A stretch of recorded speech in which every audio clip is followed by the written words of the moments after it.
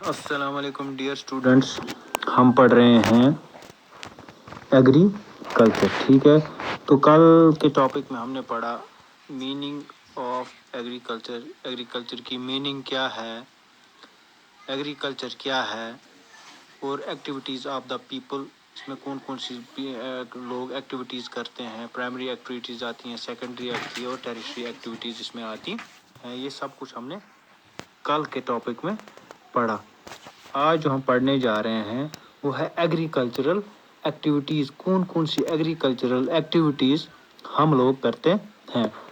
Agricultural activities इसमें क्या आता है, paddy fields. Paddy fields through out Kashmir हम ये पैडी फील्ड्स लगाते हैं, धान के खेत, ठीक है, चावल उगाते हैं, ठीक है।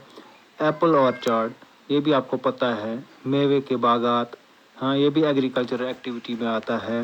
पैडी फील्ड्स भी एग्रीकल्चरल एक्टिविटी में आते हैं।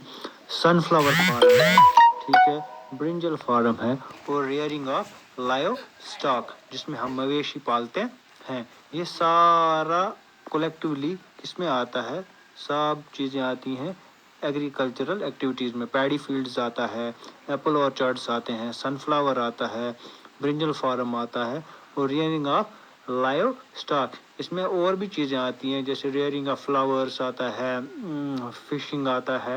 ये सब भी एग्रीकल्चरल एक्टिविटीज़ में आती हैं, ठीक है।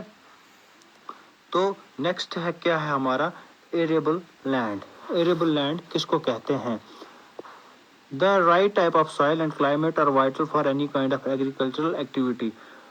हर एक एग्रीकल्चरल एक्टिविटी के लिए क्या चाहिए हमें, right type of soil, climate भी मुफीद होना चाहिए, जो चीज़ हम उगाएं उसके लिए ज़मीन भी ज़रखेज़ होनी चाहिए ताकि उस पर जो भी हम बीज बोएं वो उगना चाहिए।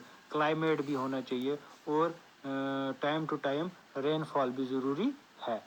तो the land on which crops are grown in arable land, वो वाली ज़मीन जिस पे हम फसलें उगाते हैं, फसल उगाते हैं, तो उसे एरेबल लैंड कहा जाता है।